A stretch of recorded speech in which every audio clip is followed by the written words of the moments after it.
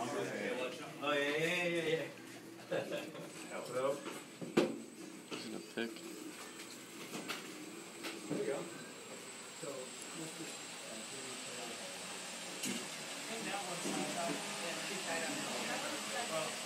It just keeps it turning this way. Yeah, it doesn't have the yaw control set up. It's there for games and beats. Yeah. But it's really If got I hold enough it, lift. it's turning, then it'll hold up. Crank it up. Is that Yeah, vibe? man. Huh? Come on. They hang sideways. You don't have It's the the yaw, yeah. yeah, but you don't have the angle correction still in there, right? Yeah. It builds up a bias. One of the issues with this is that there's a bunch of things to consider. I mean, we like to say, well, it's easy because we've got accelerometers and maybe even a gyro in there that gives us a good angular read. The problem is those things are pretty noisy.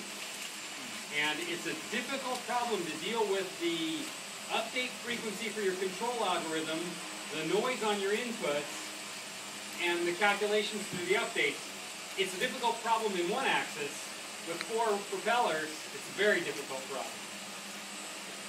So it's a very good challenge. I think you could run, I don't know. I say we cut the tethers and just.